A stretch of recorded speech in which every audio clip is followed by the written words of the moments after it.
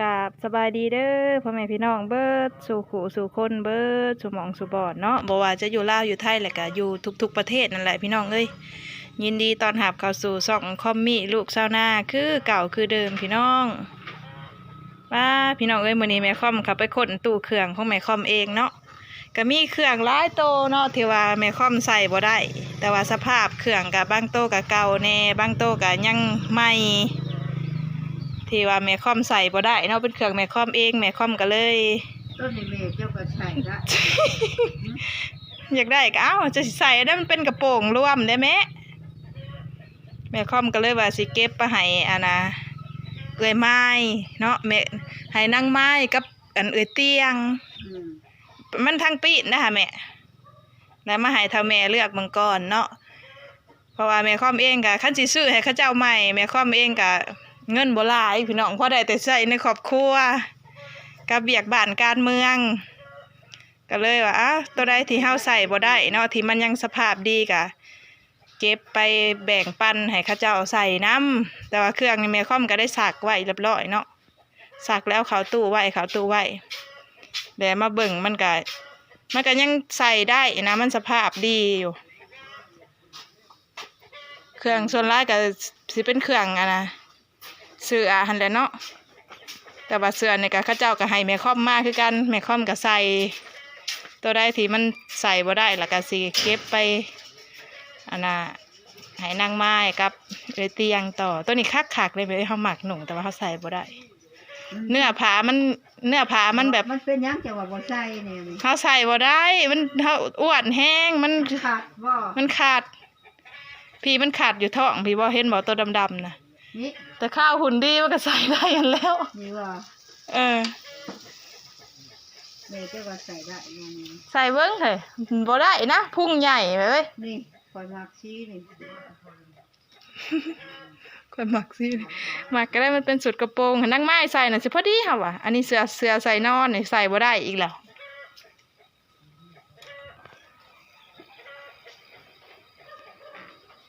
เสื้อนอนตั้งแต่ข้าวเฮียนอยู่ม.ปลายพุ่นน่ะพี่น้องเลย20 ปีมาเลยยังได้เก็บไว้อยู่แต่20 ปีที่แล้วไปตลาดน้ำอีพออยากได้แห้งนะสุดตัวนี้เหลือแต่เสื้อเนาะเอาส่งนะอันนั้นแล้วคือหลายแค่1 2 3หลายตัวแนวมันเท่าหนุ่งบ่ได้เนาะหาแล้วอันนี้เด้สูตรข้าเจ้าหายคือกันนั่นนะกะแล้วก็นมแมวจ้ะเป็นกระโปรงรวมโอ้ย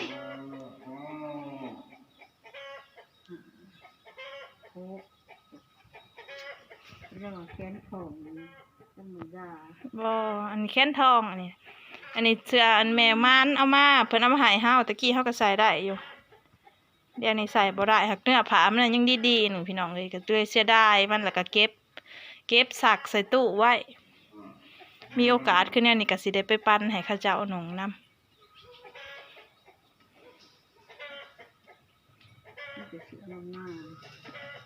ส่วนร้ายสิเป็นเสื้อขาวดอก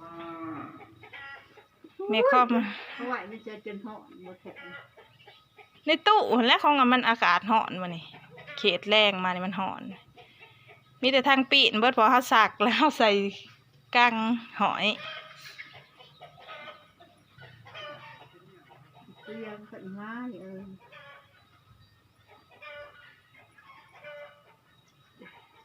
ทำขี้หนุ่มนะเขาดีแล้วก็จะบ่อึดนะก็จะเปลี่ยนลายๆโตเนี่ย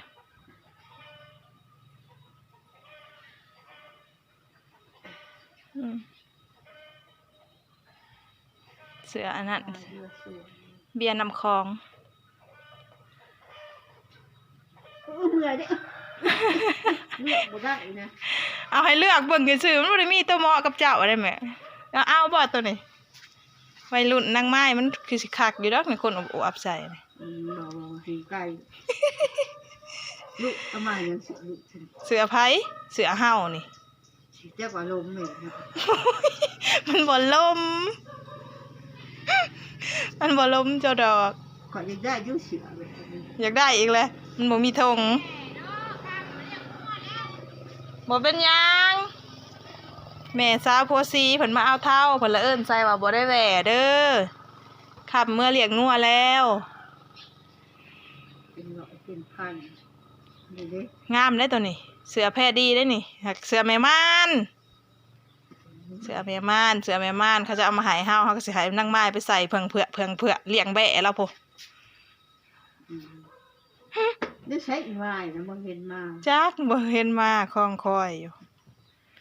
เท่าแม่เลือกอะเล่เรียบร้อยแล้ว ฉีดเอาหายมันแหละ อะเล่แล้ว มันหนุ่มบ่ บ่ตัวนี้อยากขาดแน่แล้วเจ้าเอาไว้เศษมือใช่ไหมตัวนี้มาให้เลือกมาให้แม่เลือกว่าตัวใดสภาพดีสภาพบ่ดีหั่นแหละขาดแล้วเอาไว้เศษมือเฮาซะนี่บ่ให้เขาเจ้าก็อย่ามันขาดแล้ว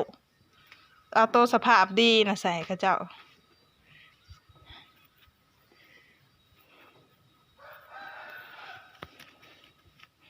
คืออีต้นเขาเจ้าพี่น้องเอ้ยแบบว่า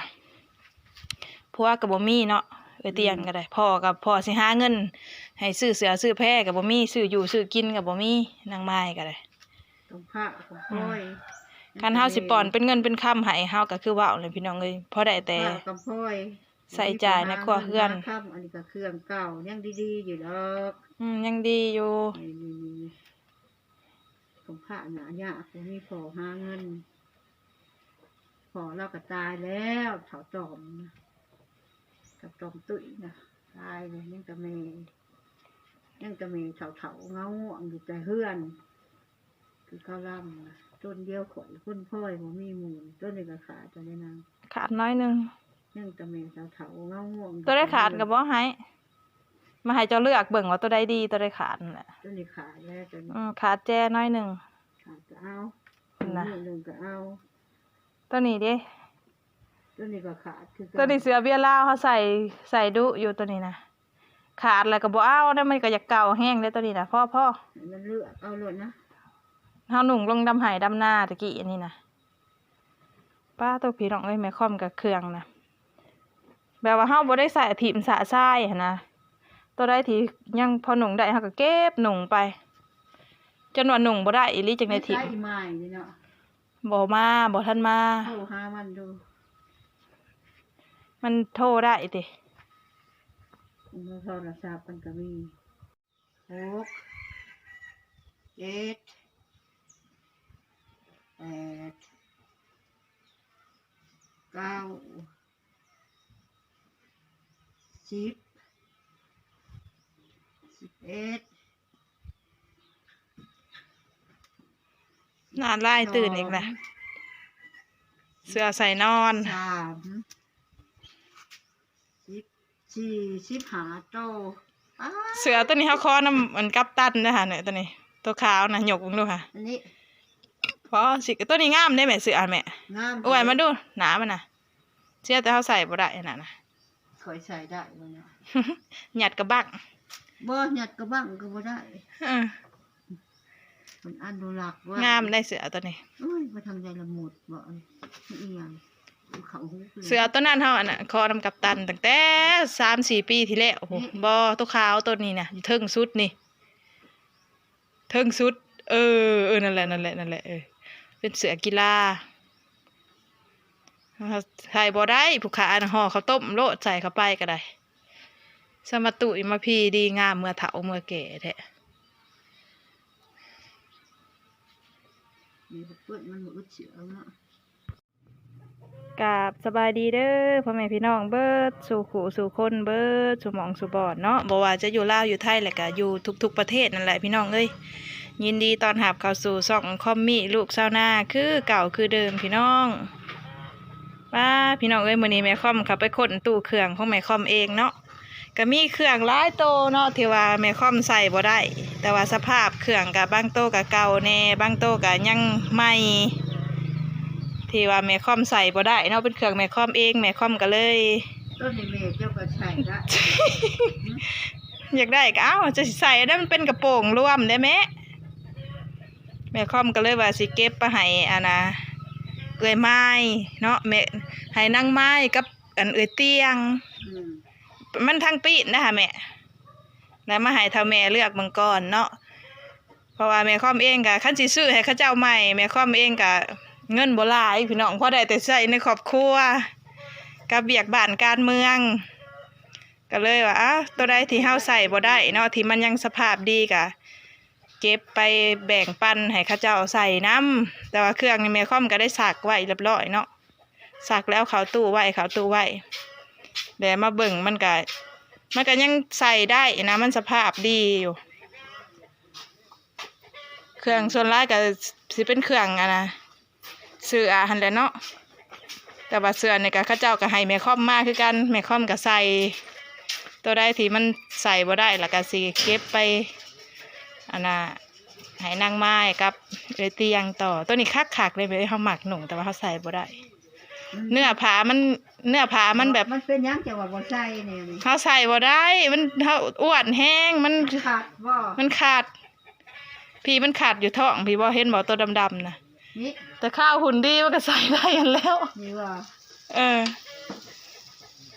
แม่จะว่าใส่ได้ยังไง ใส่เบิ้งเถอะบ่ได้นะพุ่งใหญ่ไปเว้ย นี่คอยมักชี้นี่ คนหมักสิหมักก็ได้มันเป็นสุดกระโปรงนั่งไม้ใส่น่ะสิพอดีค่ะว่ะอันนี้เสื้อใส่นอนนี่ใส่บ่ได้อีกแล้ว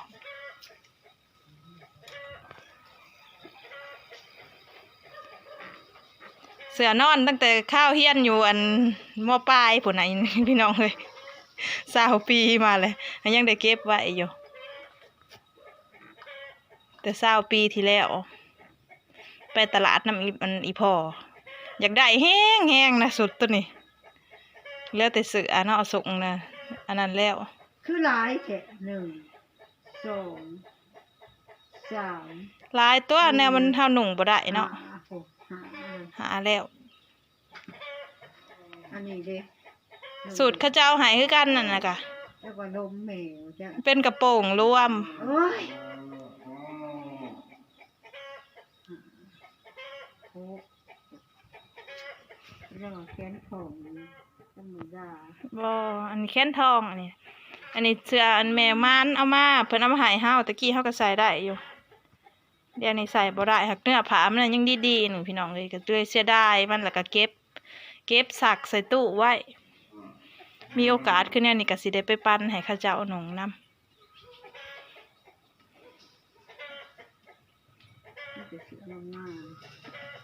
ส่วนร้านสิเป็นเสื้อขาวดอก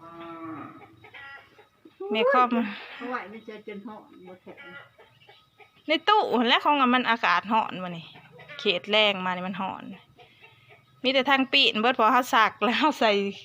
กังหอยเตียงขึ้นมา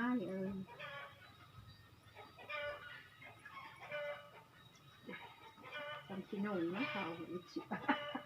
ดีแล้วก็จะบ่อึด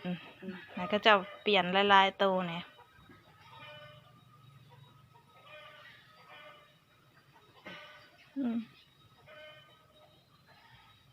เสืออันนั้นเบียร์นำคลองเบื่อเด้เลือกบ่ได้นะเอาให้เลือกเบิ่งซื่อมันบ่ได้มีตัวเหมาะกับเจ้าได้แม่เอาบ่ตัวนี้วัยรุ่นนางไม้มันคือสิคักอยู่ดอกในคนอวบๆใส่นี่บ่สิไก่ลูกเอามายังสิลูกเสือไผเสือเฮานี่สิจักว่าลมแม่มันบ่ลมมันบ่ลมเจ้าดอกขออยากได้อยู่เสืออยากได้อีกแล้วมันบ่มีธงบ่เป็นหยังแม่สาวโพสีเพิ่นมาเอาเท่าเพิ่นละเอิ้นใส่ว่าบ่ได้แหว่เด้อขับเมื่อเลี้ยงงัวแล้วเป็นพันนี่เด้งามได้ตัวนี้เสือแพรดีได้นี่เสือแม่ม่านเสือแม่ม่านเขาจะเอามาให้เฮาก็สิให้นางไม้ไปใส่เพื่อเลี้ยงแบะแล้วพุได้ใช้อีไม้นะบ่เห็นมาจักบ่เห็นมาคล้องคอยอยู่เท่าแม่เรียกอะเล่เรียบร้อยแล้วฉีดเอาหาแล้วแหละอะเล่แล้วมันหนุ่มบ่ตัวนี้อยากขาดแน่แล้วเจ้าเอาไว้เศษมือใช่ไหมตัวนี้มาให้เลือกมาให้แม่เลือกว่าตัวใดสภาพดีสภาพบ่ดีหั่นแหละขาดแล้วเอาไว้เศษมือเฮาซะนี่บ่ให้เขาเจ้าก็ยา มันขาดแล้วเอาตัวสภาพดีนะใส่เขาเจ้า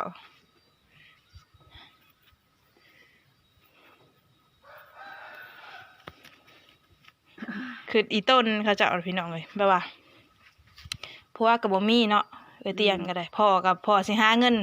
ให้ซื้อเสื้อซื้อแพรกับบ่มีซื้ออยู่ซื้อกินกับบ่มีนางไม้ก็ได้ ตรงผ้าของพ่อย คันเฮาสิป้อนเป็นเงินเป็นคำให้เฮาก็คือเว้าเลยพี่น้องเอ้ยพอได้แต่ ผ้ากับพ่อย ใส่จ่ายในครัวเรือน ค่ำอันนี้ก็เครื่องเก่ายังดีๆอยู่ดอก ยังดีอยู่ นี่ของผ้าหนาเนี่ยคงมีพอหาเงินพอเราก็ตายแล้วเถาตอมนะกับตอมตุ้ยนะตายเลยยังจะมีเถาเงาง่วงอยู่แต่เฮือนคือข้าวล่ำนะต้นเดียวข่อยพุ่นพ่อยผมมีหมูต้นนี้ก็ขาดตัวนี้นาง ขาดน้อยหนึง ยังจะมีเถาเงาง่วง ตัวได้ขาดก็บ่ให้มาให้เจ้าเลือกเบิ่งว่าตัวใดดีตัวใดขาดนั่นแหละ ต้นนี้ขาดแล้วตัวนี้ ขาดแจ้น้อยหนึง ขาดก็เอา นะ หนึ่งก็เอา ตัวนี้เด้ ต้นนี้ก็ขาดคือกัน ตัวนี้เสือเบี้ยลาวเขาใส่ดุอยู่ตัวนี้นะขาดแล้วก็บ่เอาได้มันก็อยากเก่าแห้งเด้ตัวนี้นะพ่อ มันเลือกเอาเลยนะ เฮาหนุ่งลงดำไห้ดำหน้าตะกี้อันนี้นะป้าตัวพี่น้องเอ้ยแม่ค่อมกับเครื่องนะแบบว่าเฮาบ่ได้ใส่ถิ่มสะทรายหั้นนะตัวใดที่ยังพอหนุ่งได้เฮาก็เก็บหนุ่งไปจนว่าหนุ่งบ่ได้อีหลีจังได๋ถิ่ม ใช้อีไม้นี่เนาะ บ่ทันมา โทรหามันดู มันโทรได้ติ มันโทรศัพท์มันก็มี6 7 8 9 10 11 น่าไล่ตื่นอีกนะเสื้อใส่นอน 15